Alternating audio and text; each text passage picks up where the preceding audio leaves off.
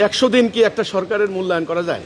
আমি দেখলাম বিএনপি খুব সাবধানে পা দিচ্ছে। আপনি যদি শুনেন যে এই বনে জায়গায় জায়গায় মাইন পিছিয়ে রাখা আছে, পা পড়লেই কিন্তু বিস্ফোরণ ঘটবে, পা উড়ে যাবে, মারা যাবে। ওই মাইন পুঁতে রাখার ময়দানে হাঁটলে যেরকম, ঠিক বিএনপি এইভাবে হাঁটতেছে, খুব সতর্ক পা দিচ্ছেন, সতর্কভাবে সিদ্ধান্ত নিচ্ছেন। 100 দিনে একটা সরকারের মূল্যায়ন করার জন্য যথেষ্ট নয়, সময় লাগবে। কিন্তু আমার কথা, আমরা আশেপাশে বিএনপির নেতা কর্মীদের যে আচরণ, যে লক্ষণ আমরা দেখতে পাচ্ছি, ভাই আমরা কিন্তু মুখস্থ কথা বলি না, আমরা কিন্তু কিতাব থেকে মুখস্থ করে করে কথা বলি না। আর আমরা আমেরিকার সোসাইটি না, আমরা বাংলাদেশের সোসাইটি।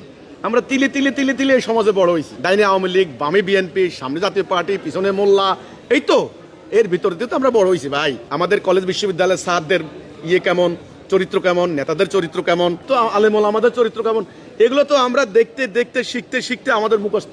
বিএনপির নেতা কর্মীদের যে হাবভাব দেখতে পাচ্ছি, আচার আচরণ দেখতে পাচ্ছি, আমার আশঙ্কা হয়, আমার যথেষ্ট সন্দেহ হয়, যেহেতু একই ধরনের রাজনীতি, এরাও না ধীরে ধীরে আবার আওয়ামী লীগের নেতা কর্মীরা যে আচরণগুলি করেছে সেদিকে ধাবিত হওয়ার লক্ষণ দেখা যাচ্ছে। এই হলো আমার কথাটা, শুধু আজকে শুধু এটুকু বললাম। আর আপনি বললেন 100 দিনের কি মূল্যায়ন? 100 দিনে একটা সরকারকে আসলে মূল্যায়ন করার জন্য যথেষ্ট নয়, আমি জানি না। আর তারেক জিয়া আসলে উনি কি করবেন আমি আসলে বুঝতে পারতেছি না। আসলে এই জায়গায় আমি গেলে এখন কি করতাম, আমি নিজে চিন্তা করি, যদি আমার এই জায়গায় বসানো হইতো তাহলে আমি কি করতাম? আমি কি আমেরিকার চুক্তির বিরোধিতা করতে পারতাম? আমি নিজে প্রশ্ন করি। আমার মনে হয় এই অবস্থা আমি পারতাম না। এই আমেরিকার চুক্তি মানি না, আমার হয় না। আমি কি দাঁড়ায় বলতাম দিল্লি না ঢাকা, ঢাকা ওদের মতো, আমি দিল্লির বিরোধিতা করলাম অন্ধের মতো? আমার মনে হয় পারতাম না। এই অবস্থায় এমন একটা ভঙ্গুর জাতি, যারা 85% আমদানি নির্ভর, যাদের ওই ডলার 120 টাকা, ওদের 100 টাকা ডলার, 1 টাকা, কোটি কোটি লোক এখনো অজ্ঞতার মধ্যে আছেন।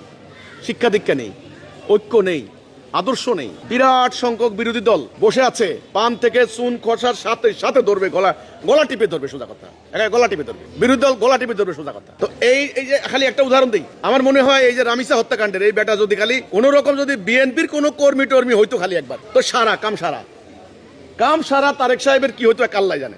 তো আমার কথা হলো ভাই, টোটাল রাষ্ট্রটার সিস্টেমটাই তো নষ্ট হয়ে গেছে, নষ্ট সিস্টেম।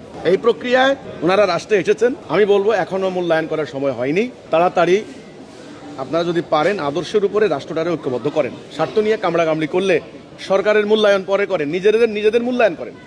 নিজেরা আমরা কি করছি এটা মূল্যায়ন করেন, কতখানি ভূমিকা রাখলাম রাষ্ট্রের জন্য এটা মূল্যায়ন করেন।